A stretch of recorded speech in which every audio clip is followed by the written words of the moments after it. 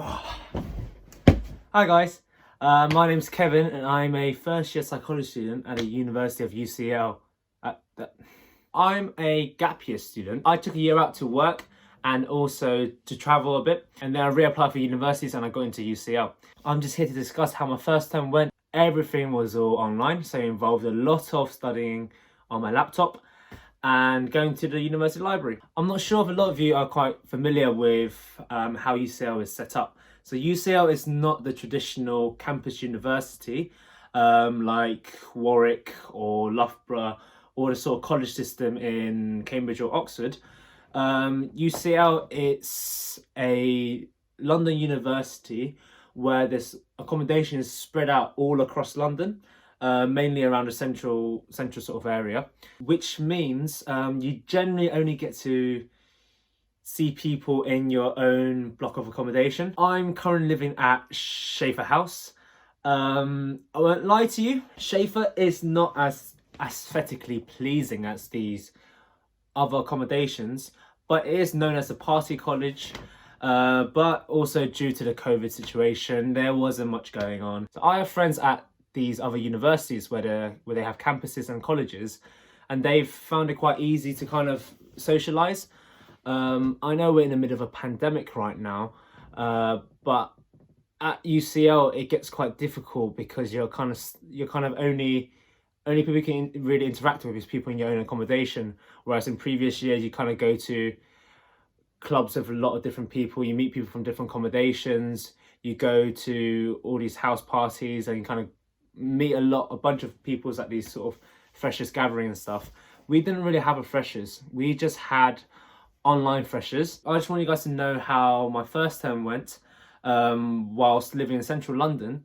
I normally live in North London, so just around the outskirts of London. I live in an area called Barnet.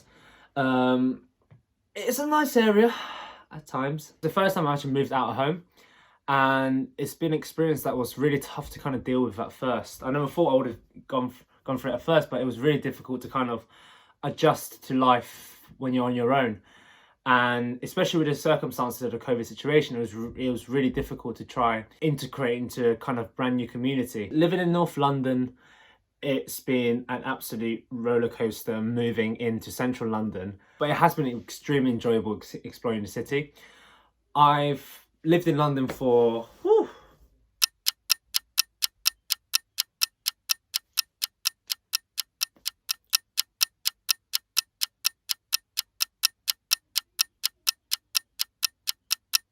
11 years now.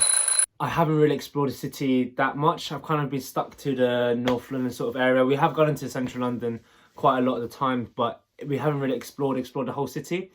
Living in central London changes everything. It's like you see places that you've always only come once every few months, and now you walk out your front door and it's Tottenham Court Road.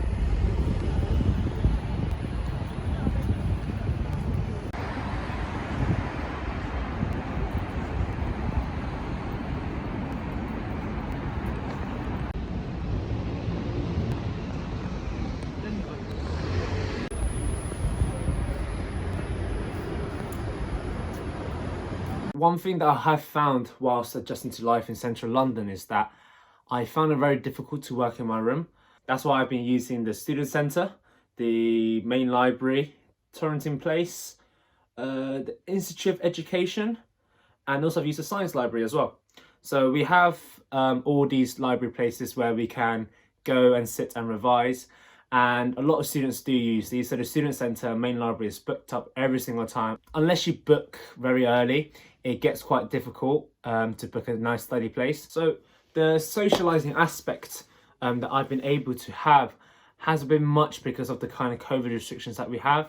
I've been to a few online socials, which have been really, really fun. I've joined the UCL Tennis Society, and I helped out doing a bit of coaching. I've met a lot of really nice people at the UCL Tennis Societies. Because it's a socially distanced sport, tennis has been running for a while. I've been able to interact and meet with a lot of people from that society, which has been great.